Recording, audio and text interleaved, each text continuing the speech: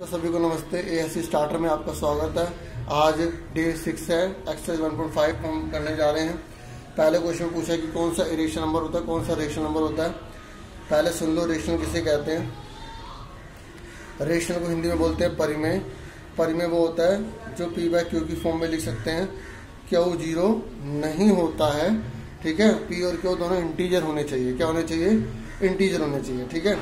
अब irrational number जो होता है उसे अपरिमेय कहते हैं, ठीक है। वैसे तो ये P/Q की फॉर्म में नहीं मिलेगा, ठीक है। अगर ये मिल जाता, जैसे 1/√2 ऐसे मिल जाता है, तो ये दोनों के दोनों इंटीजर नहीं है।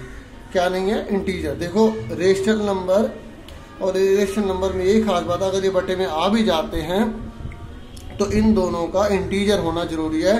इंटीजर, इंटीजर का मतलब होता है पूर्णांक। पूर्णांक का मतलब होता है जो 0, 1, 2, 3 पूरे नंबर होते हैं, प्लस और माइनस दोनों में। तो इस तरीके से हम उसे रेशनल नंबर नहीं कहेंगे, ठीक है।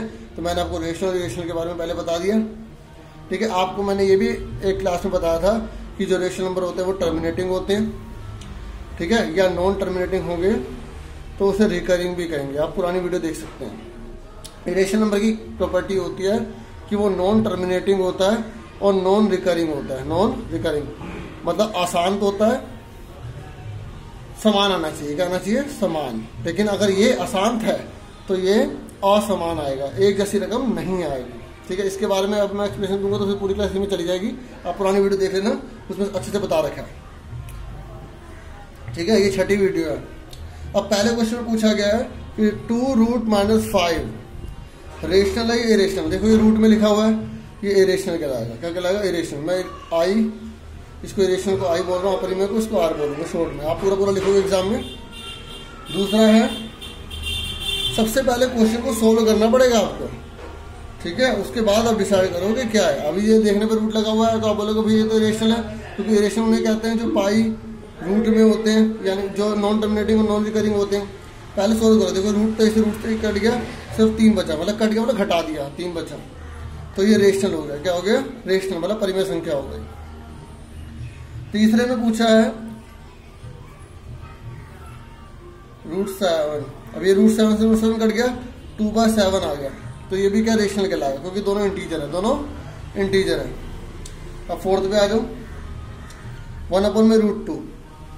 ये जो 1/√2 दिख रहा है, ये देखो, ये क्या है? इंटीजर। ये इंटीजर नहीं है, नहीं है ना, रूट में है ना, तो ये रेशनल कहलाएगा। क्या कहलाएगा? ये रेशनल कहलाएगा, ठीक है। तो मैंने आपको 4 तक बता दिया। अब पांचवा पाई, ठीक है। पाई भी क्या होता है? इरेशनल नंबर होता है, क्योंकि ये भी नॉन टर्मिनेटिंग नॉन रिकरिंग होते हैं। इसकी वैल्यू जो हम बाई बटे 7 लेते हैं वो एस्टीमेट है। क्या है? एस्टीमेट, एग्जैक्ट नहीं है। तो ये भी इरेशनल कहलाएगा। क्या कहलाएगा? इरेशनल। इस तरीके से मैंने आपको 5 पार्ट करवा दिए पहले क्वेश्चन के, ठीक है। अब हम दूसरे क्वेश्चन की तरफ बढ़ जाते हैं, ठीक है। स्क्रीनशॉट लेके उसको नोट कर ला करो, ठीक है। पीछे जाकर दोबारा देख ला करो अगर समझ में नहीं आए तो, ठीक है। अब हम दूसरे क्वेश्चन की तरफ बढ़ जाते हैं। उसमें बोला सिंप्लीफाई करो, हल करना है। तो पहला क्वेश्चन है, अब बुक में से क्वेश्चन देख लेना।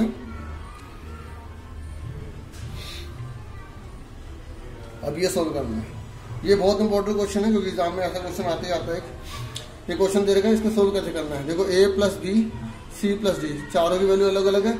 सिंपल तरीका क्या है? 3 लिखा, ये पूरा उतार दिया, ठीक है। प्लस लिखा √3, ये पूरा उतार दिया।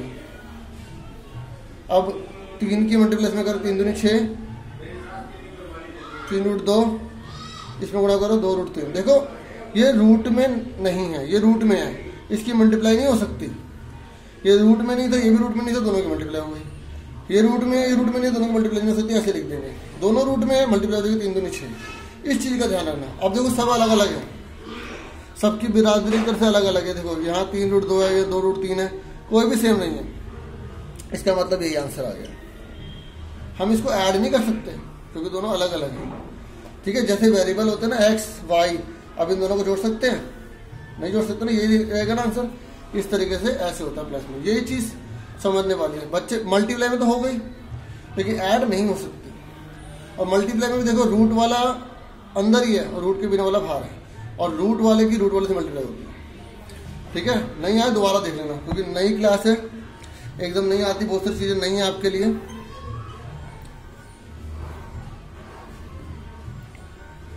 अब देखो पहले वाला सेम है, बाद वाला सेम है, यहाँ नहीं था ना, तो यहाँ ऐसे कर दिया।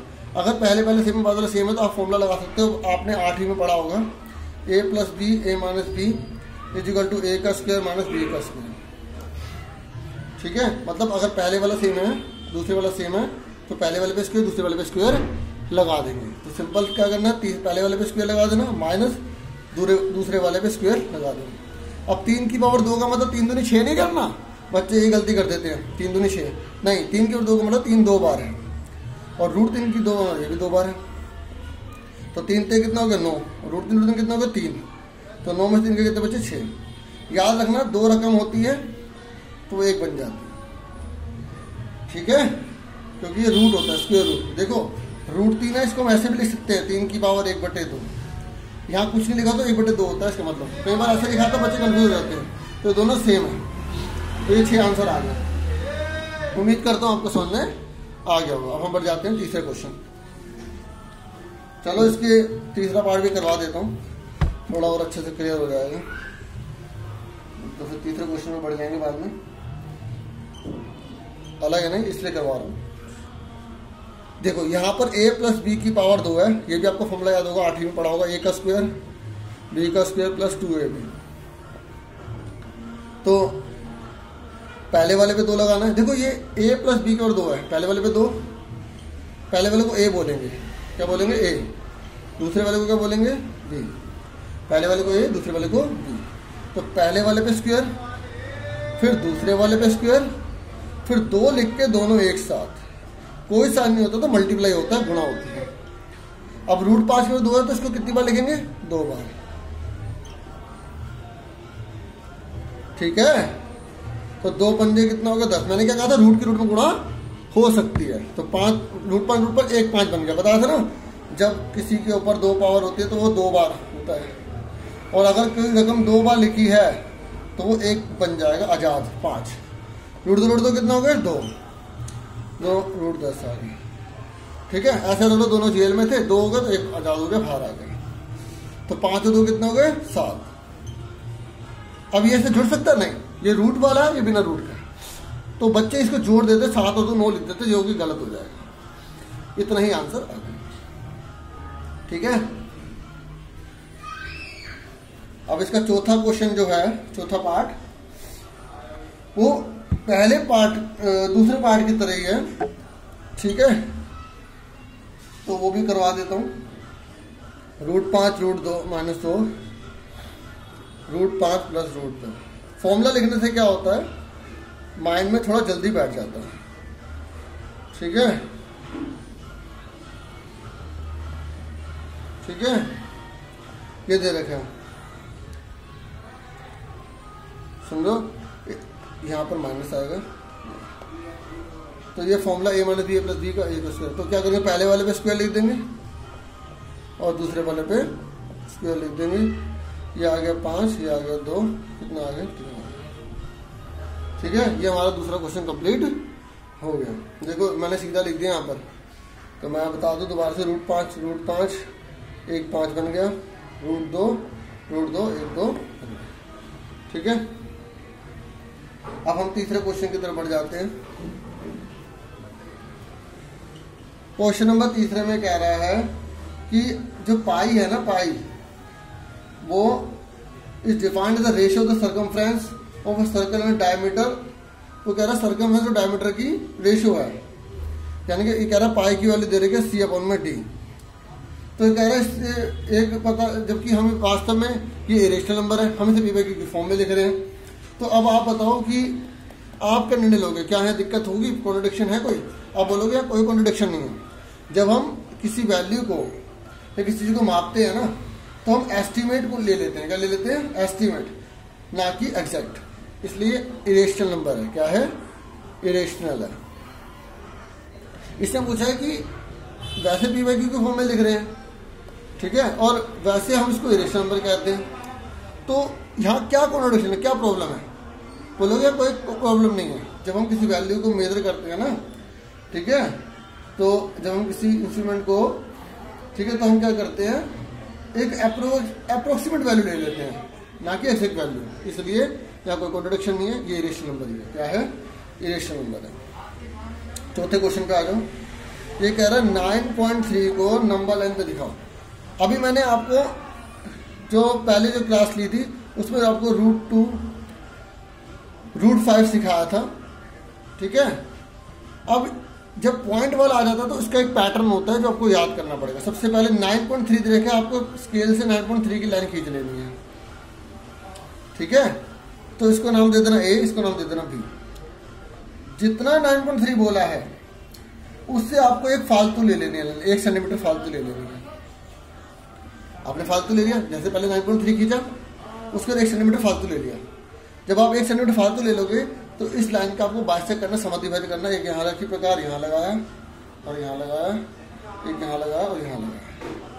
तो ये आपने जो काटा, ठीक है, तो ये लाइन आपने ऐसे डाल दी, ठीक है। तो इसका फिर बाइसेक्ट करने के बाद इसको फिर आपने सर्कल बना दिया। उसके बाद यहाँ पर आपको 90 डिग्री की लाइन डालनी है। कितने डिग्री की लाइन? D रख दो, 90 डिग्री की लाइन आ गई, 90 डिग्री की लाइन आ गई। उसके लिए आपने 1 सेंटीमीटर काटा था ना, ऐसे 1 सेंटीमीटर और काटो और काटो और काटो, तो ये आ गया D, ये आ गया E। फिर ये इसको माप लोगे। क्या करोगे? इसको माप लोगे। मापने के बाद आप इसको ऐसे लाइन डाल दो, तो ये जो आंसर आएगा आपको 9.3 आएगा। इसको आप क्या बोलोगे? 0, इसको 1, इसको 2, इसको 3 बोलोगे, ठीक है। हालांकि ये जो आपका आंसर आएगा यहाँ आएगा, क्योंकि 3 के बाहर 9.3 के लिए 3 से ऊपर ही तो होगी, 3 के 9, तो यहाँ आएगा, ठीक है। इस तरीके से मैंने आपको ये समझा दिया। एक बार दोबारा से बता देता हूँ, बच्चों को नहीं समझ में आया होगा। देखो, सबसे पहले आपको लाइन डाले 9.3 की, उसके बाद 1 सेंटीमीटर फालतू ले लेना। इसको A बोलना, इसको B बोलना, इसको C बोलना, ठीक है। उसके बाद आप क्या करोगे? इसका बाइसेक्ट कर लोगे। एक प्रकार यहाँ रखी, एक यहाँ रखी, एक यहाँ रखी, एक यहाँ रखी, तो आप इसको ऐसे मिला दोगे तो ये आपके प्रकार बन गए। इसको रेडियस लेके डालो। फिर यहाँ पे 90 डिग्री की लाइन डालोगे। क्या डालोगे? 90 डिग्री की लाइन। तो ये 0 हो गया, ये 1 हो गया, ये 2 हो गया, ये 3 हो गया। 1 सेंटीमीटर लाइन डालते रहना।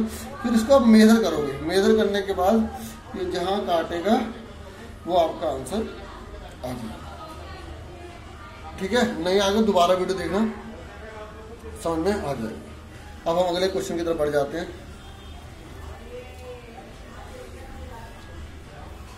क्वेश्चन नंबर 5 बहुत इंपॉर्टेंट क्वेश्चन है। कह रहा है रेशनलाइज करो, हर का परिमेयकरण करो। 1/√7 दे रखा है, ठीक है। हर का परिमेयकरण पता कैसे किया जाता है? क्या लिखोगे? Rationalization of denominator. नीचे वाले को डिनोमिनेटर कहते हैं, ठीक है। हर का परिमेयकरण करने पर नीचे वाले को हर कहते हैं, ऊपर वाले को अंश कहते हैं। अब कैसे करेंगे? ये जो चीज नीचे होती है ये चीज ऊपर लिखनी होती है, ये चीज नीचे लिखनी होती है। √7 एक साथ बन गया, ये हमारा आंसर। एक क्यों ना किसी में करो वही आता है। √7 मैंने आपको बताया था ना, जब 2 रकम होती है तो वो 1 बन जाती है, ठीक है। ये हमारा आ गया 5वें का पहला पार्ट। अब हम कर रहे हैं 5वें का दूसरा पार्ट।